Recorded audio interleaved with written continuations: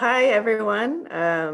Welcome to this very exciting launch of the Gender Responsive Disaster Preparedness and Recovery in the Caribbean Desk Review, which was commissioned under the Canada Caribbean Resilience Facility, which is a trust fund financed by the Government of Canada and housed at the Global Facility for Disaster Reduction and Recovery here at the World Bank.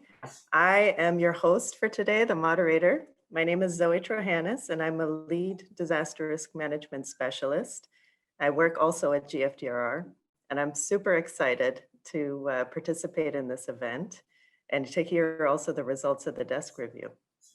So the way this will work is our new practice manager, Niels Holm Nielsen, will give a welcome, and then we will review the presentation of findings, and then we will have a panel discussion with some very distinguished guests to hear their views on the report. And then we will have a question and answer session.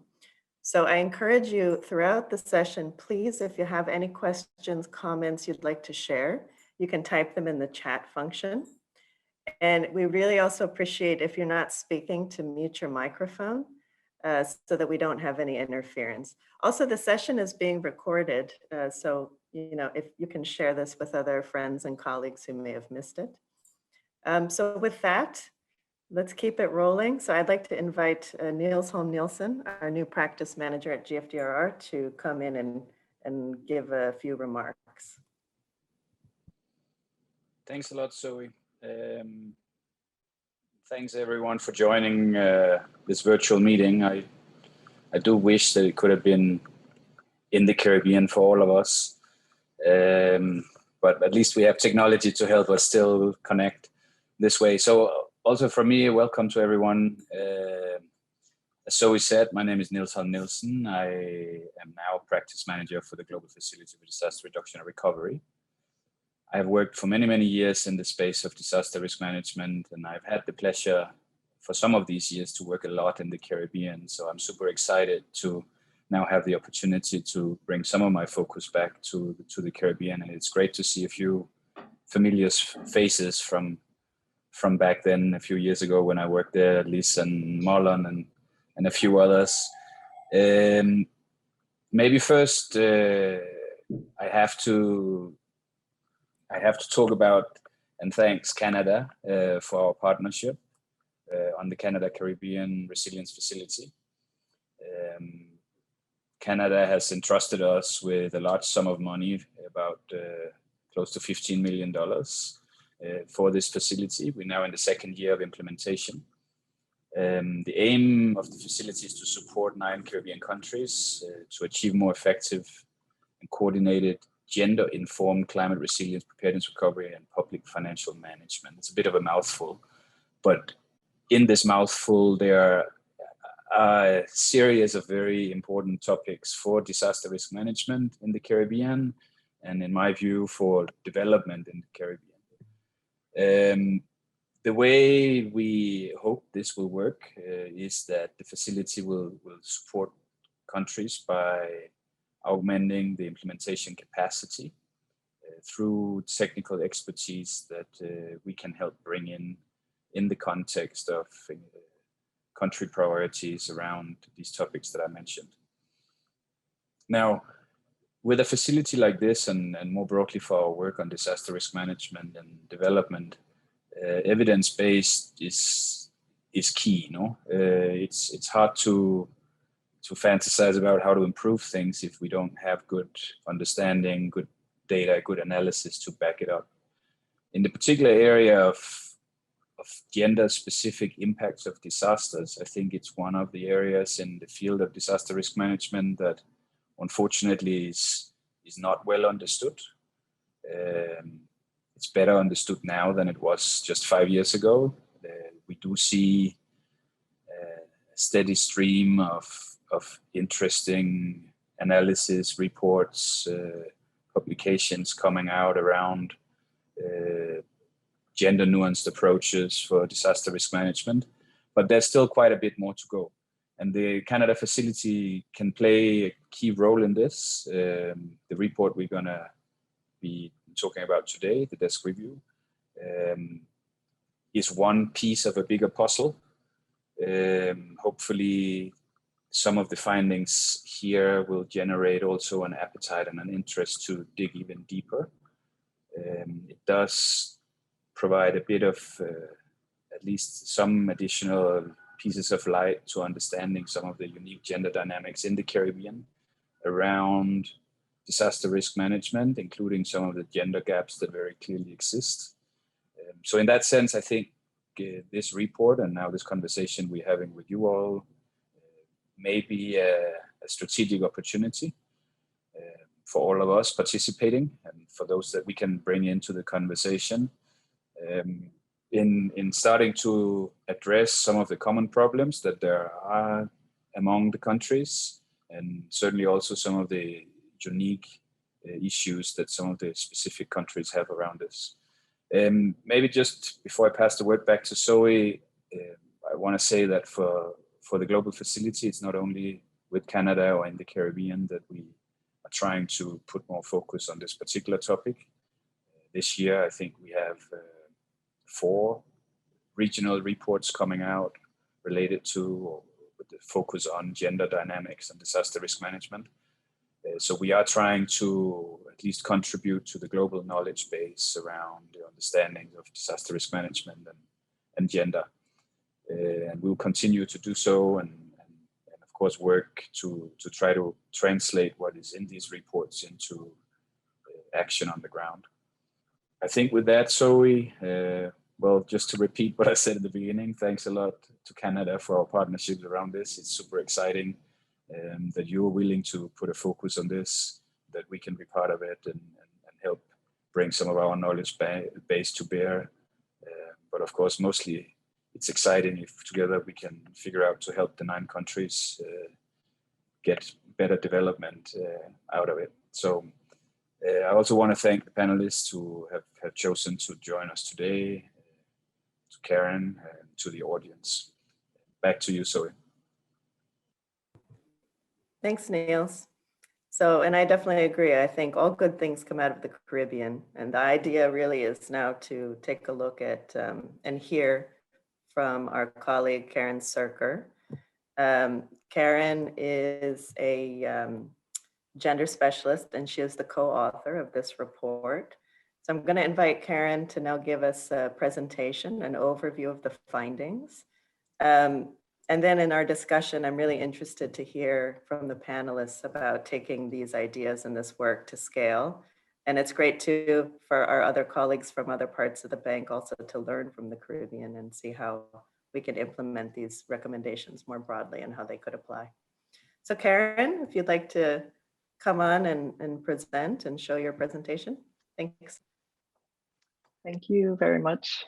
Hi, I'm Karen. I'm very glad to be here to present the findings and also to hear from the distinguished guests who have been and are working on these issues in the Caribbean. And just to clarify, yes, the CRF is working on more effective and coordinated gender-informed, climate resilient preparedness and recovery. But I wanted to clarify which countries that we are working in: Antigua and Barbuda, Belize, Dominica, Grenada, Guyana, Jamaica, St. Lucia, St. Vincent and the Grenadines, and Suriname. So next slide, please. One of the reasons why we wanted to do this desk study, a good example is from Guyana. There's a grassroots organization, advocacy organization called Red Threads, and they work on the issue of women's unpaid work, and especially incorporating it into disaster risk management. And after the 2005-2006 flood, the Red Thread organization challenged the government's narrative of the impact of the flood, and they noted that women were the ones who braved the waste and chest deep contaminated waters to care for and provide safety for their families and neighbors. But they weren't consulted by the government officials on how the flood impacted their lives. Instead, the government only listened to the men working in the productive sectors of the economy and those working for wages, and excluded mothers and other caregivers, subsistence farmers, market vendors, small traders, and domestic workers. So the idea is to include all these groups, include their voice and include their needs in disaster preparedness and recovery. So when we talk about gender responsiveness, that is what we're trying to do, is take into account their needs, their opportunities, the roles and relationships of women, men, boys, and girls, formed by gender norms and within a culture and society, and how these impact their ability to be resilient to disasters, including climate-related disasters. So the DESS study, in general, the main objectives were to assess the extent to which the differentiated needs of women, men, boys, and girls, and other vulnerable groups are considered in the context of disaster impacts.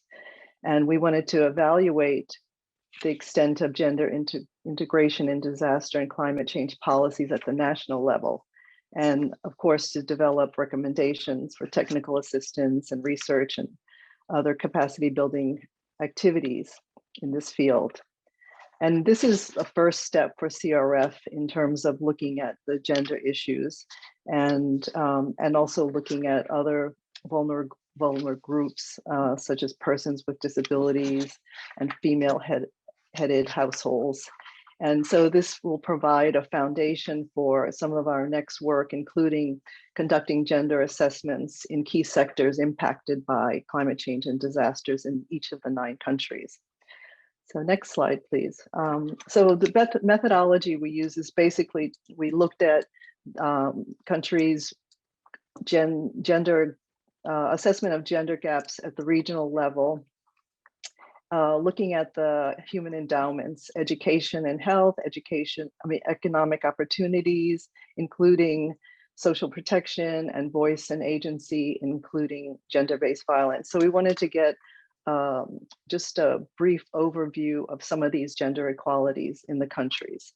And then we analyzed national policies, laws, and action plans on gender equality, women and girls empowerment, and gender-based violence. And then an analysis of the country's national disaster management and climate change laws, policies, plans for the gender-specific content and provisions for vulnerable populations. In addition, we tried to find implementation practices. How do they actually do it? What type of knowledge has been generated? And are women and girls participating? Are there leadership positions in climate, disaster management and climate change programs? So we structured the findings according to the following: legislative frameworks, institutional strengthening, whether they have gender analysis or assessments, and specific gender research. We looked at disaggregated data. Do they have it? Do they use it? Looked at gender-based violence, advocacy and education, partnerships, and social inclusion issues, and women's participation and leadership. Next slide. So when we looked at this human endowments and economic opportunities and voice and agency, we used the World Bank's gender strategy, the framework, which is looking at these 3 pillars. And we found, we wanted to look at these just to see how, to shed light on some of these regional and country level gender inequalities in these areas, and how these pre-existing disparities translate into more devastating impacts for women, men, boys, and girls, and other marginalized groups' vulnerabilities to disaster. And this creates a sort of negative reinforcing loop. So it's very hard to get out of a very bad situation. So in human endowments, I mean, very generally, we found, women definitely have higher maternal mortality rates, boys and pregnant teenage girls have a higher rate of dropping out of school. Women have higher unemployment rates, vulnerable employment, and lower wages compared to men. Women have access to fewer economic activities with insufficient support. social support, and which limits their access to safety nets compared to men. And we see that women and children are more at risk for gender-based violence, and the number of women in decision-making positions are relatively low. But again, from country to country, these all vary, but this is a general idea of what some of the inequalities are. Next slide. So one reason why we wanted to look at the legislative and policy frameworks for gender equality and disaster risk reduction and climate resilience, because as a starting point, it provides a context and exposes some of the ingrained barriers for gender inequality and women and girls empowerment across these 9 countries, such as, you know, the cultural beliefs, some traditional practices, the socio-economic conditions, which I just mentioned before. And also these laws can present an agreed framework for gender integration across the countries. So as you can see on the table, 6 of the 9 countries have adopted national gender policies, you know, Belize, Dominica, Grenada, Guyana, Jamaica, and Suriname. And with the exception of Belize, these are the countries that have the most, including St. Vincent's and Grenadines, have the most gender-informed national disaster and climate change policy, laws and policies, though the depth and scope of gender integration varies from country to country. But even so, the quality and quantity of gender considerations in these policy documents are pretty low. You don't find many policy goals or objectives for women and vulnerable groups, such as youth and the elderly, persons with disabilities, indigenous peoples, ethnic minorities or migrants, people with HIV/AIDS. And so you find very low inclusion of policy outcomes and strategies and actions and indicators. But we know that we see that in the last 5 years in particular, there has been a real big uptake on new policies that are more gender informed and the revision of old policies. So, but we know that going from policy to budgeting to capacity and implementation takes many years. And since a lot of these policies are new, it will take many years to fully integrate the, gender. There are some very good examples. For example, for a good gender policy, Belize has a very good example. Their 2013 gender policy actually mandates the National Disaster Management Strategy to include sex disaggregated data, followed by a gender analysis. They prioritize evacuation in women and children. They want to assess the mental health of women on all genders, including psychosocial services, access to food, shelter, and clothing, and special protection measures for women and for men who engage in high-risk rescue missions, and for women who are first responders. So, and also we have very good, so we did look at, in addition to gender policies, national gender policies, we looked at social protection acts, domestic violence acts, trafficking in person, child care acts, labor codes, youth policies, employment protections. We see that even though Belize has a very good gender policy for national disaster management, includes it, when we look at Belize's National Disaster Preparedness and Response Act of 2000 and also their 2016 National Climate Change Policy Strategy and Action Plan, there is very little specific gender content.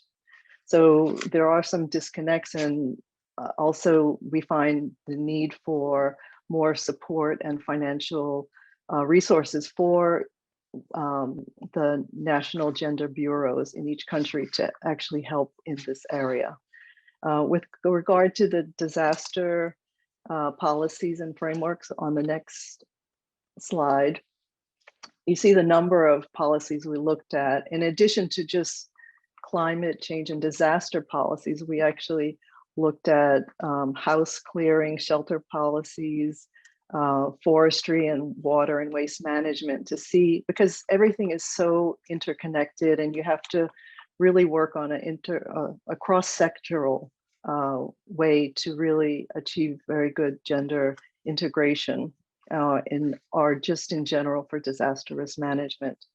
So we find that in general, in these legislative and policy frameworks, that women as well as other disadvantaged groups are not fully integrated into disaster risk management and climate change efforts in these countries.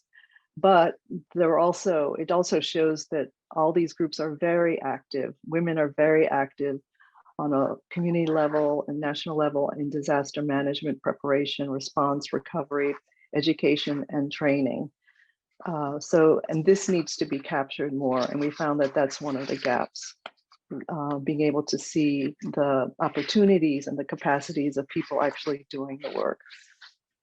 So in the legislative framework, for example, St. Vincent and the Grenadines has a very good National Comprehensive Disaster Management Policy of 2014, which aims to strengthen the resilience of vulnerable communities to cope with the impact of hazards. And it recognizes the role of women and children in resilience building, and also mandates to include cultural and indigenous communities to implement this comprehensive disaster management policy.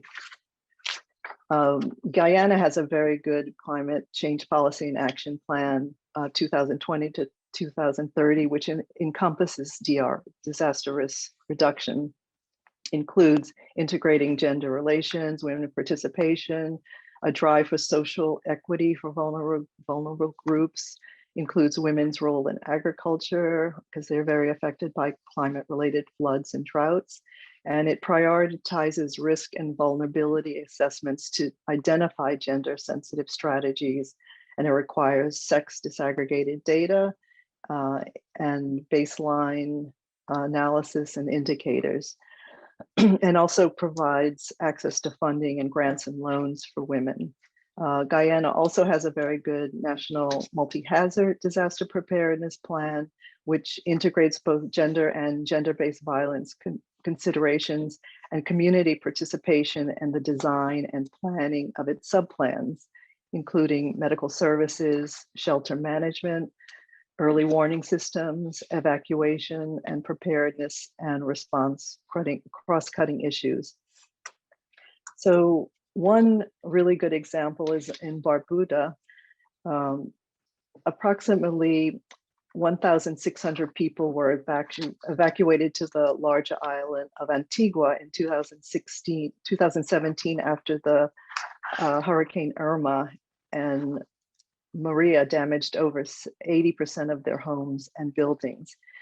And in the immediate aftermath, the government of Antigua and Barbuda conducted a post-disaster needs assessment, and it identified gender-related relief and recovery.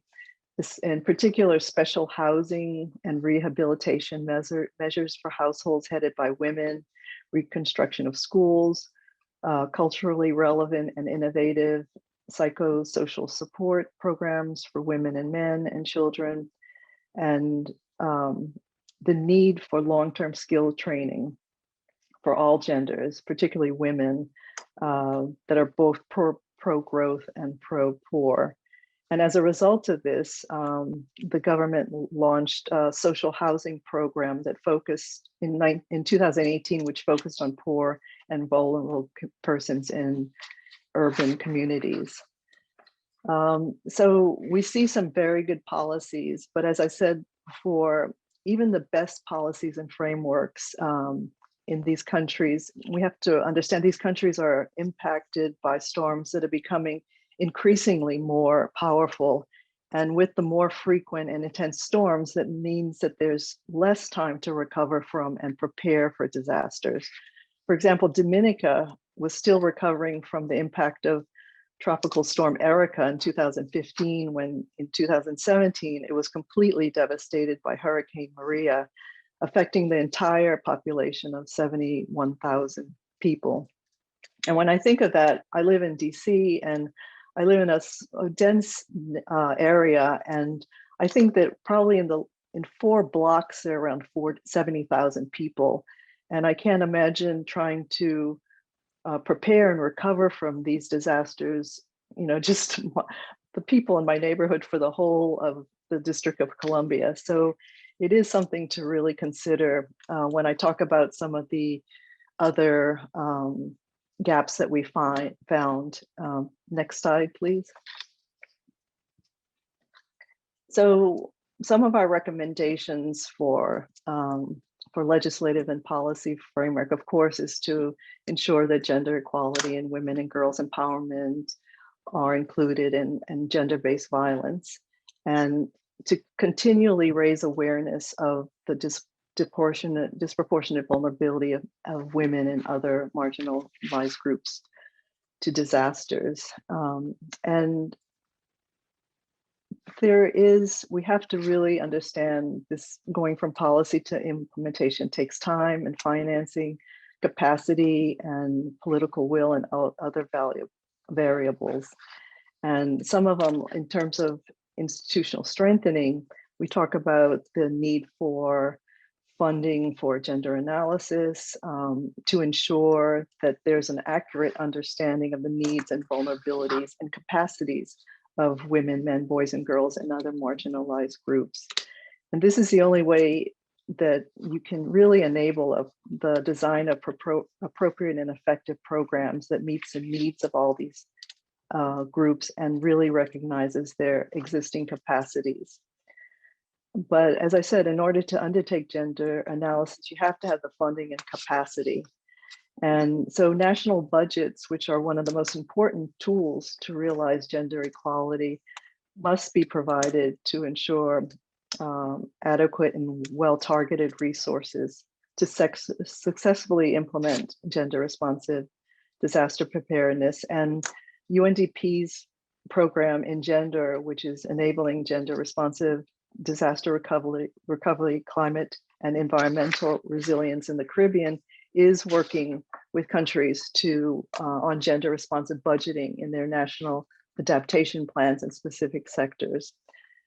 So we see also the need to increase capacity to undertake risk and vulnerability and capacity assessment, and to provide access to insurance schemes and credit and loans. You hear this again and again, that when these disasters happen, people who are able to actually have insurance aren't able to get reinsured later because the price has gone up so much from one disaster to the other, so they're not able to get insurance after the latest disaster. And also some people just don't have ability to access insurance schemes, especially informal sector vendors, small and medium-sized businesses of all sectors. And there's also a lot of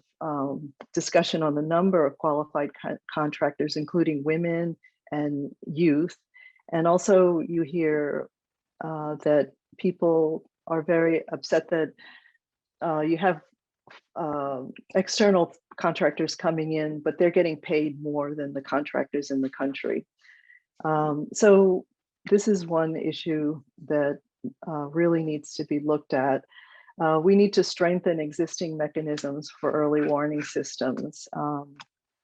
There are a number of groups working with the countries to improve that, because you do find that integrating gender considerations, many countries are falling behind in their early warning systems. A 2018 evaluation of the country's early warning systems in Dominica, St. Lucia, and St. Vincent and Grenadines, conducted by their national disaster management agencies in cooperation with SEDEMA, identified multiple gender gaps and other inefficiencies. In these countries, warning messages are not targeted to vulnerable groups, and the issuance of gender-specific warnings and alerts for visually and hearing impaired people or persons with disabilities also needs to be included. But again, there are efforts now being to address these issues. We also need to ensure that there is shock responsive social protection programs.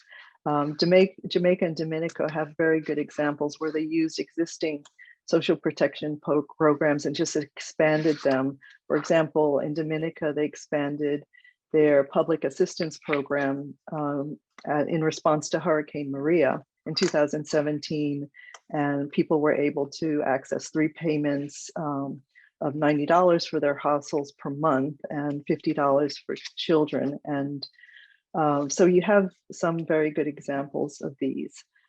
And also we need to continually train public officials and even private sector to understand risk, vulnerability, and capacity. But I understand in some meetings with government officials, there's so many needs and so much training that we really need to figure out ways to incorporate gender without also having trainings and trainings and trainings, because the capacity is so low and the need is so great that we really have to be inventive and innovative of how we approach these issues.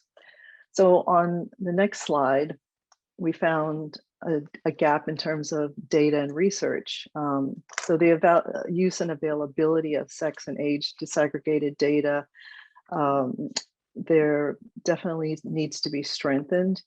And because evidence shows that effectiveness and inclusiveness and sustainability of preparedness and recovery from disasters crucially depends on how gender and age considerations are reflected in the examination of potential impacts of and responses to disasters. And we found that even when there is data, an intersectional lens is missing, assuming that people in each category, women, men, boys, and girls, have the same vulnerabilities, whereas we need to really look at subcategories in terms of women-head households, persons with disabilities, the elderly, pregnant women, adolescent girls, ethnic minorities, and persons with different sexual orientations. Because these marginalized and vulnerable groups in particular face higher barriers in accessing assistance and support due to discrimination at times, poor understanding of needs, and exclusion and stigma. So one area we found is to develop time surveys to measure unpaid work. And I think we saw the importance of this in the COVID, during the COVID disaster, how important we need to look at unpaid work of both men and women. And of course, research, that we need to do research on all aspects, on the connection between gender and environment, gender and poverty and disasters, on the gendered impacts of disasters and good practices. We talk a lot about the gaps, but there are a lot of good practices and we need to capture these as well. On social inclusion, we find that there needs to be an increase on the focus on men and boys' vulnerabilities and capacities, as well as to engage men and boys as allies to achieve gender equality and disaster preparedness and recovery.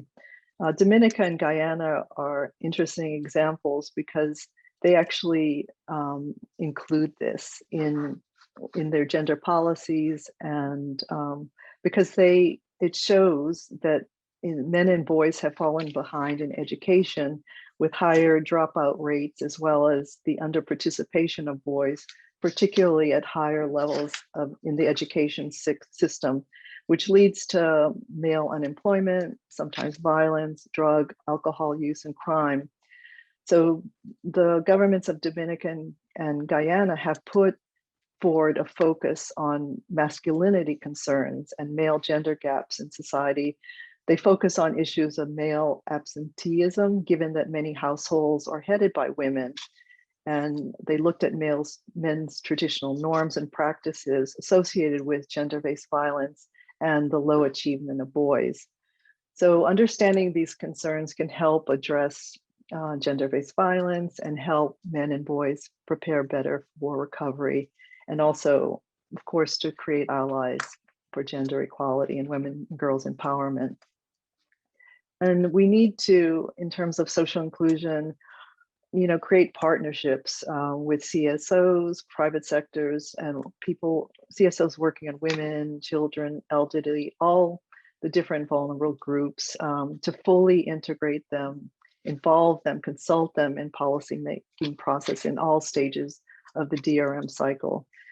And this goes hand in hand with ensuring that community-based approaches to DRM planning are expanding. This would help with, specific special identification of risk and vulnerabilities and the mapping of vulnerable population in communities. Next slide. So in advocacy and education, we know that we need to increase opportunities and tools for gender, age, and disability informed education and information campaigns for general public to increase their resilience. And we know that campaigns are a requirement for changing attitudes and beliefs. And UNDP commissioned a study on knowledge, attitudes, and practices. It's a survey on climate change in each of the 9 countries in 2016. And they found that a significant number of both female and male respondents in these countries were unable to identify specific impacts of climate change on their communities and did not know enough to protect themselves from related hazards. This really suggests the importance of enhancing community climate change resilience through continuous gender sensitive training programs. Jamaica, you have a similar situation where this survey, knowledge, attitudes, and practice survey, showed that the majority of respondents, 82%, considered that the government of Jamaica should initiate leadership action in educating citizens about climate change and the impacts. And this was, the result was similar for all age and genders who participated in the survey in parishes and coastal areas. And St. Lucia had a survey in 2011, and the 2016 survey showed that gaps still persist despite implementation of a number of climate change awareness initiatives at national, district, and community levels. It showed that 40% of surveyed women indicated that they were not prepared for climate hazards compared to 30% of men. But when you look at some of the coping mechanisms of men compared to women, women tend to save more in general, and they have better informal networks to support them when a disaster hits compared to men. So all of these things need to be taken into account, and also to find these particular issues. And the last on women and women's participation and leadership, of course, we need to strengthen mechanisms to increase women and girls' participation, even though we find that they are leaders and they are participating on many, many levels, but we have to be more systematic in their training and mentorship for DRM to involve them. It's very hard to find information on the number of women in leadership and decision-making positions in DRM at all levels. And due to the gender labor division, which makes women more marginalized in post-disaster labor market for infrastructure development and community rehabilitation projects. For example, in St. Vincent and Grenadines, women represented 70% of the temporary laborers in post-disaster cleaning after 2013 floods. Yet it was documented these women were paid such low wages that men didn't even want to do this type of work. So this is the type of experience we need to capture and build on. We find that there are many women's organizations working in disaster settings, promoting and helping gender-based violence victims, such as Antigua and Barbuda, the Women Against Rape, or they and other groups distributed dignity kits, and they participated in recovery efforts in Dominica through their local councils. So all of these, again, I say really need to be documented. So when we analyze the individual country profiles, it really suggests that gender equality policies that have been adopted in Belize, Dominica, Grenada, Guyana, and Suriname are the outcome of inclusive and participatory processes in which the gender affairs bureaus, women and women's organization played crucial roles. And this is an example where the same process can be used for disaster risk management. The next slide, please.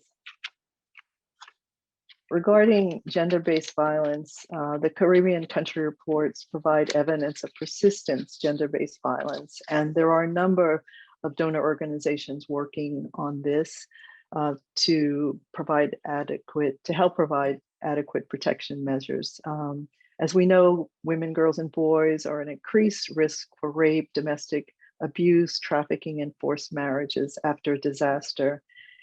And in addition, since Karen? Yes? Thanks. Sorry, we're running quite a bit over. If you can wrap it up. Yeah, this is the last one. So women's economic conditions and marginalized groups are exacerbated after a disaster. They become more vulnerable to these forms of exploitation. So we really need to find more evidence, more data on gender-based violence, include gender-based violent trafficking of persons in disaster policies and measures, and expand services and strengthen prevention and monitoring of human trafficking. And that's basically, I talked about partnerships, need for promoting partnerships and between public agencies and private sector and civil society. It's a very cross-cultural, cross-sectoral process. And so those are the findings that we have. So thank you very much.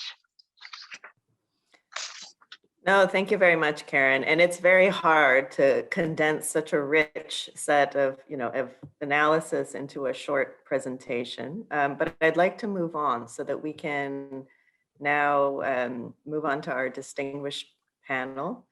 And I'd like to introduce them very quickly. So we have joining us today Ambassador Lillian Chatterjee, the Canadian High Commissioner Designate in Barbados and the Eastern Caribbean. Welcome. We have Rhonda Jones, the Permanent Secretary with responsibility for disaster management from the Government of Grenada. We have Elizabeth Riley, the Executive Director of the Caribbean Disaster Emergency Management Agency. Nice to have you. Marlon Clark, the Program Analyst for Prevention, Recovery, and Resilience at UNDP Barbados and the Eastern Caribbean. And Naraya Carrasco, who is a Senior Disaster Risk Management Specialist here at the World Bank and was also a crucial part of this report. So I'm going to now open up and we'll have and I ask the panelists to do your best to keep your responses brief since we went over a bit with the presentation, and we also would still like to have a chance for people to ask some questions. But I will kick it off with a question to Naraya first.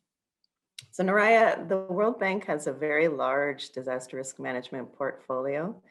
So it'd be good to hear from you how relevant is gender-focused disaster risk management to our work here at the bank, and how effectively are the activities under the Canada Caribbean Resilience Facility, in particular, contributing to this important agenda? Thank you very much, Zoe. First, thank you for the invitation, and I'm very happy to be here at the launch of the Gender Responsive Disaster Preparedness and Recovery in the Caribbean Desk Review, which is an important milestone in our work under the Canada Caribbean Resilience Facility. And I want to thank everybody for being here today. So to answer to your question, gender equality is central to the World Bank goals of ending extreme poverty and boosting shared prosperity. And we can't achieve those objectives without gender equality. And although gender equality doesn't only refers to men and women, usually the bias is stronger towards the other half, so women. In the context of disasters and climate change, discrimination and social norms influence the exposure and vulnerability, leading to a higher impact on women, children, the elderly, and the most vulnerable. So to achieve gender equality is therefore central to the World Bank operations and to disaster risk management. And in the last decade, some progress has been made to close the gender gap. However, closing this gender gap requires a good understanding of the local context, as discrimination and social norms are different in each country, and they result in various barriers and forms of inequality. And also the progress done varies among countries, and it's important to know where countries are and what they are the remaining gaps.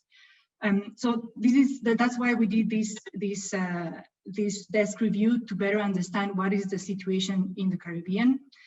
And as the Canada Caribbean Resilient Facility aims to achieve more effective and coordinated gender-informed, climate-resilient preparedness, recovery, and public financial management practices in the 9 Caribbean countries. So to achieve these objectives, this desk review will help the facility make informed decisions and better target activities. We also hope that the report will help governments and regional institutions make informed decisions in their efforts to close the gender gap. The facility is also collaborating with the Engender Project, as they are carrying out a gender assessment in the same countries, and we are complementing the assessments to have a broader understanding of gender gaps in various sectors. So this analysis and assessments will inform activities going forward, and we hope that we will be implementing tangible and pragmatic solutions to help governments close the gender gap. The facility also builds capacity to integrate gender considerations into disaster risk management activities. For example, we are joining forces with the University of West Indies, UN Women, and UNDP to support the review of all the DRM training courses at the university to ensure they are gender sensitive and responsive. The facility is also providing technical support by sending experts to governments and help them address bottlenecks and reduce gaps. For example, the facility is sending a gender senior expert to work with the government of Grenada to support their gender agenda.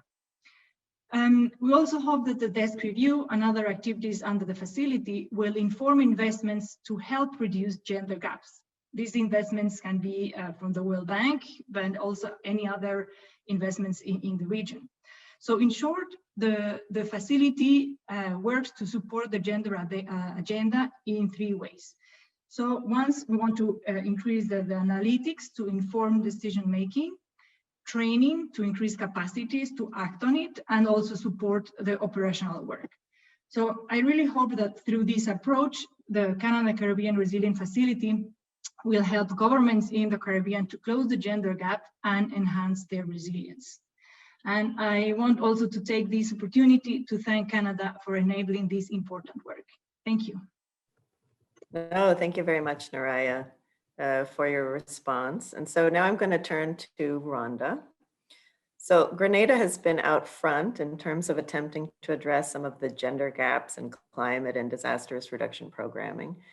And we'd really like to hear some of the good practices and capacities that you've built for integrating gender considerations into disaster reduction programs. And what are some of the challenges you see, and what are some of the solutions that our task teams can help develop to support you in this? Thank you. Okay, thank you, and good morning. Thank you for the invitation and the opportunity to share with you on some of the activities that we've taken in the field of gender-sensitive disaster risk management. For the most part, I think as a government, we've been spending a lot of time strengthening our institutional and policy environment to be able to better support gender-sensitive and climate adaptation risk management and mitigation activities. Over the last 3 years or so, we have spent some time boosting our policy and legislative actions with these types of activities. And if I could just share with you for a quick minute, some of the steps that we've taken in strengthening our environment. So we would have established a Ministry of Climate Resilience and the Environment, which would have been charged with the responsibility for coordinating the implementation of a very wide-ranging domestic policy framework with relation to climate change and mitigation and adaptation.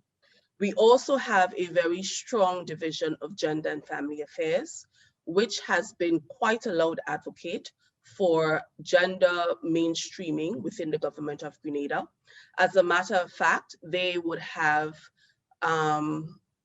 invited ministries to identify a gender focal point through which they would then coordinate most of their activities. And I think that has been working quite well for us within government. We would have also approved a disaster risk financing strategy, which is now in place. And the CADDDO actually is one of the important instruments that we have incorporated in supporting the implementation of our disaster risk financing strategy. We have also adopted the Antigua and Barbuda Declaration on School Safety. So we already have an ongoing school safety initiative that the National Disaster Management Agency is actively supporting. We have also established protocols and institutional arrangements for the declaration of subnational and national disasters, emergency response management and coordination. I have to say that we have not yet had the opportunity to test the protocol, but it is quite significant that we actually have that mechanism in place. And a very significant activity that we would have implemented was the inclusion of climate risk criteria in the screening of critical public sector projects. And this is actually now mandated. It is part of our public financial management regulations. And so in sum, all of these activities have really lent themselves to boosting our capability to be better able to support climate, gender, and other types of risk considerations within the operations of government. Generally speaking, it is an excellent start for us as a government, but of course, we still have a lot more to be done. Listening to the findings of the report, many of the challenges we can identify with as a government, because while we have the tools and the mechanisms at our disposal, the depth of what we actually need to do in terms of the analysis and the assessment so that our programs and projects and policies would be more evidence-based and would be more sensitive to the various implications of the various groups and constituents that we serve, we still find ourselves challenged with ensuring that across the whole of government, routine programming, routine projects that ministries would develop in response to their mandate still lacks some of the depth of the assessment and the analysis of the implications of the activities that they would undertake. So it is a continued work in progress for us, but I'm very happy that we have spent so much time ensuring that we have an effective institutional framework that will better support these activities. So as we continue along that path, I must say that within government, there is a very high level of executive sponsorship for this direction. The political will exists. So for us, it is a matter of continuing to strengthen our institutional capacity, as well as the technical expertise that is needed in a lot of the ministries to be able to support the continued development of our activities along that line. But before I wrap up, I also must say that building resilience is really at the core of government at this time. We have taken the decision as a government to ensure that this is something that is co-created with business, with citizens, At NADMA right now, we have a focus on strengthening community-based resilience. And so I think with that approach, we have really set ourselves up very well to be able to strengthen our ability and our capabilities to treat with these types of sensitivities as we continue along our development path. Thank you. Thank you very much, Rhonda. Very interesting to hear. And I agree, it is definitely a spectrum, no? That we move across a spectrum, always working to improve the government policies and programs to increase gender inclusiveness. So turning now to Liz. So Liz, shifting a bit to the regional approach, SEDIMA has been a key partner for GFDRR, the CRF, and of course, governments in the Caribbean. So it'd be great if you can tell us a little bit about how you help your members to more systematically and consistently include gender assessment and gender analysis into DRM policies, plans, and strategies. So it'd be great to hear how your SEDIMA does this work and your reflection. Thank you so much, Madam Chair. And I want to say good morning to my fellow panelists and to all participants. And also to say congratulations to the World Bank on the launch of this very important body of work. And also thank you for inviting SEDIMA to contribute to today's conversation. So by way of background, all of the programming across the SEDIMA system is guided by our Regional Strategy on Comprehensive Disaster Management 2014 to 2024. And gender is in fact a cross-cutting theme which was identified for this strategy. And the strategy is fully aligned with and embodies the region's commitment to promoting progress towards the Sustainable Development Goals, including specifically Goal 5, gender equality and empowerment of women and girls within our states. I also want to say a special thanks to the Government of Canada through Global Affairs Canada for providing the very critical institutional strengthening support here at the coordinating unit with financing provided for the recruitment of a gender specialist at the agency for the first time. And we've brought that resource on board in October of last year. And this is certainly enabling us to have a more fulsome guidance in terms of the gender integration process. So specifically with respect to how we are working with our states, there are a number of entry points, but I want to highlight 4. So first, with respect to strategic direction on the integration of gender. And right now we are working on a technical paper, which is going to look at the gender responsive delivery of the comprehensive disaster management strategy and also our resilience framework. And this will certainly feed into the opportunity of the midterm review of the CDM strategy and will support our states going forward. At the second level, we are working and continue to work, I should say, in the areas of governance and how we integrate gender considerations at the governance level, also at the policy, program, and project level. And I would just want to highlight a few examples of that. So we have been, for a number of years now, working on the integration of gender considerations into the elements of what we call our CDM blueprint. Essentially, what are those critical things that countries need to do to move the needle on the issue of resilience? So for example, our model comprehensive disaster management policy was revised to integrate gender considerations. And I was really heartened to hear the positive reviews given to the CDM policy document of St. Vincent and the Grenadines, which is based on this model. So that's excellent. From the legislative perspective and the treatment of the recommendations within the model legislation on the national disaster risk management coordination mechanisms, gender bureaus are recommended for inclusion there, and many countries have picked that up in their adaptation processes. We've also explicitly been discussing gender integration in the country work programming process. And this is based on our comprehensive disaster management audits, and the audit also includes parameters related to gender, which are assessed during that process.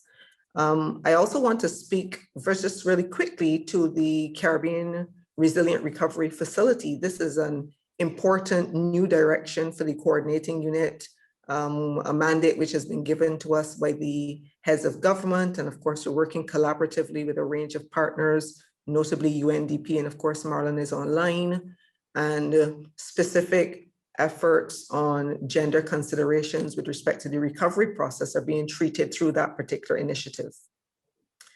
At the regional level on governance, we also have the gender working group.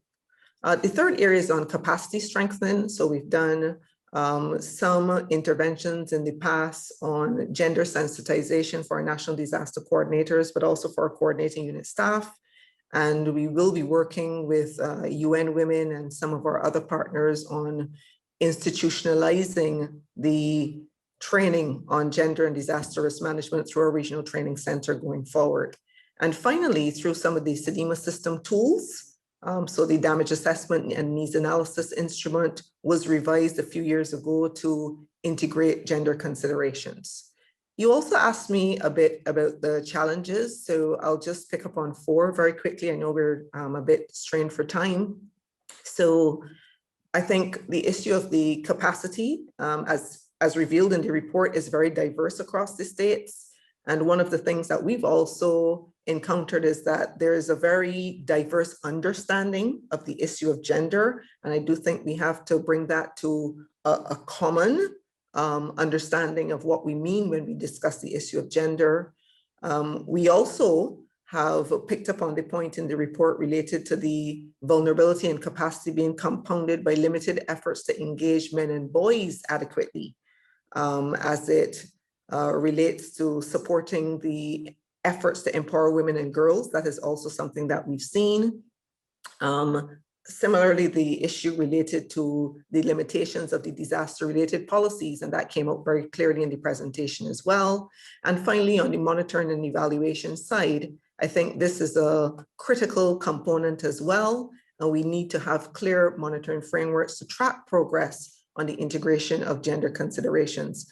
And certainly from the coordinating unit perspective going forward, this is going to be one of the areas that we'll be tackling through the midterm review of our CDM strategy. And this, of course, will permeate through to our participating states going forward. So thanks for the opportunity to contribute, and happy to take any questions afterwards. Thank you so much, Liz. Really appreciate your explanation of SEDIMA's role and all the work you're doing. So Marlon, turning to you, as you know, the bank and UNDP collaborate very closely in our common countries on disaster risk management. Could you share a little bit about how UNDP strives for gender equality as part of post-disaster recovery? And also, it would be good to hear a little bit about how the knowledge that has been created as part of this desk review dovetails with and can help UNDP's ongoing work in this space. So over to you. Hi, good morning all. Thank you so much for inviting UNDP to be part of this presentation and panel. I will first like to offer apologies for our head of office who unfortunately cannot attend. But sincerely, he wants to express congratulations to Canada, World Bank, and SEDIMA, all partners, relating to the publishing of this report. From our viewpoint, we think this will be instrumental in guiding some of our work moving forward, and I will speak a bit of that, about that as part of the end part of my discussion. So for us, and I should say as well that the report covers 5 of the countries under which our office has a mandate for. So that also helps in terms of our targeted presentation and interventions in those countries. For us, similar to SEDIMA, and I know many development partners, gender equality is a cross-cutting area in our work. And since 2015, we would have tried to have a systematic approach where we are moving from not only speaking about gender equality, but also moving to gender mainstreaming in much of the activities in which we do. For us, gender is at the forefront of our strategic planning process, as well as our strategic development framework. as well as the, not only specific to UNDP, but the UN's development framework moving forward for development of our activities. So in 2017, we would have placed a priority on strengthening national expertise, policies, planning, and institutional implementing capacity, obviously including women and marginalized groups relating to national decision making, because we know that the recovery process in and of itself can be a bit chaotic, but of course, as mentioned eloquently in the presentation, ensuring that the gender considerations are included at this stage are one of the considerations that we would have put into place since 2017 after the impact of Irma Maria on the islands. In 2019, we would have launched a gender recovery toolkit.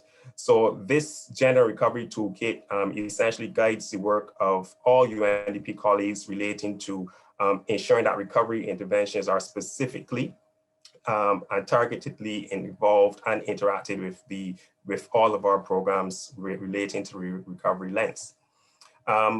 If I can get even more specific, again, focusing on the work after 2017, and as part of our resilient recovery program, we have agitated and advocated for criteria that would include the most vulnerable persons being beneficiaries of the housing program.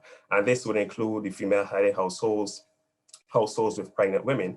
And based on this, we would have at this stage completed all of those reconstructions, of which 50% of those homes were female-headed households or households with pregnant women. So we are trying, as part of, at least in this area of criteria development, incorporating these vulnerable individuals as part of this process. Many colleagues before would have mentioned the Engender project, and this is one of the bigger projects within our office that has a recovery lens. And one of the priority activities to be undertaken in the Engender project relates to the implementation of awareness raising and behavioral change communication strategies across these 9 beneficiary countries. So we expect that these strategies would help support in the strengthening of the gender equality mainstreaming across these countries, specifically relating to disaster resilience and recovery decision making. Liz would have mentioned some of the tools within which SEDIMA was updating relating to incorporation of recovery. We would, of course, support in that process relating to the audit, CDM audit tool, which now has been updated to include gender data, gender inclusion as part of that process. Similarly, as well, again, under SEDIMA's lead in terms of the model recovery framework, which essentially provides guidance for the SEDIMA participating states for a transition from recovery to response to recovery. This was also updated to include a gender lens. And I think these are 2 very important updates as part of the process moving forward with recovery, and more so including gender as part of that process. And I want to congratulate SEDIMA for leading this process. Liz also mentioned the CRRF, which I think also would help in continuing the work as we move forward relating to ensuring that gender is adequately incorporated as part of the recovery process. I will say 2 quick things, noting that that time is against us. So in terms of the COVID response and recovery and our support to countries, again, we would have leveraged our disaster response and recovery experience to support governments in drafting equitable and inclusive criteria for MSME selection, obviously focusing on women-owned operated businesses being given special consideration. And this would be based on our approach last year, and this is a continuation of the program that we would have started and that we intend to continue throughout the year. Based on this, this approach, of the 44 MSMEs that we would have given grants to, 72% of those were female-owned or operated businesses. So we wanted to ensure that they were specifically targeted as part of our intervention as well. I will say as well that since the late 2020, all of our projects in the office have now to include specific gender mainstreaming activities. Part of our project approval process involves a review committee And if those gender mainstreaming components are not included as part of that, the project will not be approved. So that is one of the new things that we have included, which also must include gender disaggregated indicators. I know data is a concern throughout the region, but we are trying to include this as part of our projects. And the final thing I will say on this is that, again, since 2020, 15% of all of our project budgets must be allocated towards gender mainstreaming activities. So we have some very tangible areas in which we are trying to measure the impact. And as Liz mentioned, the monitoring and evaluation element as well is very important, as yes, you can include them, but then how are you measuring the success? And I think that monitoring and evaluation component is very key. In terms of your second question, again, being very, very quick in terms of my response, I would say that the knowledge created in this area has helped us inform in terms of joint capacity development and technical assistance programs. So we would, of course, would have noted that based on the information from these reports, we can become more targeted in terms of our approach to the countries, in terms of specific gaps that we will need to have specific interventions relating to that. Also for us, we think that in some regards, it also would trigger a follow-up discussion or further discussion in terms of, as development partners, how are we going to progress relating to this? We also cover many of the same islands as development partners, but we want to see how collaboratively we can go about to ensure that the countries at the end of it benefit from the work that we are doing, as opposed to agency or project specific interventions in the country within itself. Well, I'll leave it there. I have never been one to be said to speak long, so I'm very surprised, but I will gladly stop here and would open for questions at the end. Thank you so much. No, sorry to do that, Marlon. I apologize, but I really would like to give the floor to our final panelist, Ambassador Chatterjee. So Ambassador, the Government of Canada has a strong commitment to the empowerment of women and girls to be equal decision makers and agents of change in economic, social, and political processes. It would be good to hear from you, and apologies that we are running a bit over, but hopefully you can share with us some lessons from your own work in this area, and especially how you feel this report could help to create further avenues for collaboration and joint action on this pivotal DRM agenda by governments, UN agencies, World Bank, and other partners. Thank you. Thank you so much, and delighted to be participating on this panel. The Canada-Caribbean Resilience Facility is important to us precisely because you all know Canada's reputation in terms of our feminist international policy and our gender equality. I joined Global Affairs. Prior to Global Affairs, I was with CETA, and gender equality is in my DNA. And one of the things that I see in this report is a critical first step in translating the ambitions of mainstreaming gender equality in our response to, in preparation for, and in our response to disasters. When I was looking at Karen's presentation, what struck me is just how much we have been involved in different aspects of this. For instance, the Suriname's gender policy, Canada was happy to support Suriname in developing that national gender policy. For some of these countries, we've been providing them with GBA plus training. And in Guyana, for instance, it hasn't happened yet, but we are working with them on the gender-based plus training, where they're also going to be including parliamentarians, for example. I'd also like to talk about some of the successes that Caribbean countries have achieved on their own initiative. We know that the Caribbean has made great strides towards gender equality, and for instance, Grenada ranks a very impressive 8th in the world in terms of women's political participation. And according to the 2020 Global Gender Gap Report, Barbados is one of the best performers globally in terms of women's economic participation. And Jamaica is considered to have achieved parity in the areas of educational attainment and beliefs, same achieving parity in the areas of health and survival. So there are a lot of things to celebrate as well. One of the things that struck me about this report, and I'd like to commend, too often the Caribbean is seen as a monolith. And while Caribbean countries face common challenges, many are small island developing nations with small populations.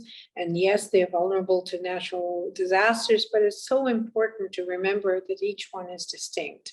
And often these kind of reports can aggregate information. And what I really appreciate about this report is how you've delved into each individual country to recognize the unique opportunities and challenges in each country. If you don't mind, I'll combine some of my other comments so to save you from coming back to me in terms of, given that time is short, with regard to disaster risk management reduction and how we have supported that. I'm so happy that Marlon is on this panel because, of course, Canada has supported the Engender project, and one of the successes that we're very pleased with in terms of the Engender project is that the gender bureaus are actively engaged alongside the environmental ministries in ensuring that that the gender lens is looked at, and that is really important. I think Karen has referred to that numerous times in terms of sex disaggregated data, and in terms of how. Let me give you some concrete examples, but how women and men are not always viewed at it the same way. In disaster reconstruction, reconstruction tends to be a male-dominated space, but women are affected, as Karen had mentioned, domestic workers in the hospitality sector, in the frontline workers area, as we see with the pandemic right now. So it's looking at the all those aspects, and she also mentioned intersectionality, and that is so key because just like the Caribbean can be treated as a monolith, sometimes gender can be treated as a monolith, and it's so important to look at gender from the other aspects, whether it's race, religion, disability, ethnicity. There's so many different areas to also look at. And so we're happy, Liz, I haven't met you in person. I know a lot about you and all good things. And so we're so happy to support a gender equality specialist at CDEMA, Karen Small, to help us with all of this. So these are some of the examples I would give. And I feel really energized by this by this report and the studies, and knowing that we're all together, all of us on the right path. Thank you. Thank you so much, Ambassador Chatterjee. And I like your energy. I think that's what we have to carry through across this work and working on this topic, because it is a long haul. I think that's the other thing that we've heard from all of our panelists and also from Karen. So listen, we've gone over a little bit and I apologize for that, but we did have I feel we got a lot of good feedback from the panel, super interesting. We did have one question to the panel. So I'm asking, is it possible to put that question to you guys? Are you okay to stay a couple more minutes? Yeah. Okay, so the question is, first, you're congratulated, of course, for your great insights. The question says, I agree with Ms. Riley on the need for clear monitoring and evaluation framework to track progress on gender in the Caribbean. And it would be good to set up targets and mobilize adequate resources, both technical and financial, to help achieve the targets. So do you have, just open to the panel very quickly, please keep it brief, but if you have any thoughts on this or how this could happen, would be great to hear. Thank you. So maybe I can jump in first. Okay, thank you. And thank you, Eve, for the question, a very good question. And so I think there's a consideration here because one of the things from the presentation when Karen made it was about how do we go about this in a way which does not overly burden already stretched national level resources. And I think that's a critical part, even on the side of the M&E. And Sadim has been doing quite a bit of work with our counterparts at UNDRR, even on the aspect of alignment of indicators with respect to the Sendai framework, which all these countries report to, as well as the CDM strategy. And we've made a lot of progress there in terms of the articulation of the indicators so that they're very similar. So I think that's one important first step in terms of how we can treat with the gender indicators. The second thing is about how do we take the best advantage of the upcoming midterm review of the CDM strategy, because one of the things that we have recognized is that the ability to be able to monitor gender through the current performance monitoring framework of the CDM strategy, it requires enhancement. So I think that's a really good opportunity that we can pick up, and that's happening this year. Over. Thanks. Anybody want to add very quickly any other points? I would just say that I think that is an excellent observation. The reality is what gets measured gets done. And for every government, monitoring and evaluating and having the ability to report accurately on these issues is quite critical for continued policy action. And so I think it is quite important that we do pay attention to the M&E that is required to support the monitoring of our activities in this space. Great, thank you. So we've gone quite a bit over. I just would like to quickly wrap up, and I really want to thank Karen, who presented the report, as well as our distinguished panelists for your participation, of course, your interest in this thought-provoking discussion. I also want to note that inclusive disaster risk management is a key part of GFDRR's strategy going forward from 2021 to 2025. And we are looking not only at mainstreaming approaches to gender equality across our portfolio, which then of course leads to the policy dialogue and lending that the World Bank is carrying out. But we are also revamping our approach and really thinking about how best to consolidate and scale inclusive DRM in a more systematic way. So stay tuned. We will have more coming back to you on this agenda, and I'm going to be leading this agenda. So it's also super exciting to hear about this report and see how that fits in going forward. And as Niels mentioned, all the other work that's happening in parallel across other regions. So once again, thank you to everyone. Please stay safe, stay well, and let's continue this dialogue. Let's keep the energy, as the ambassador said. Thank you. Thank you. Thank you all. Have a good day. Thank you very much. Have a good day.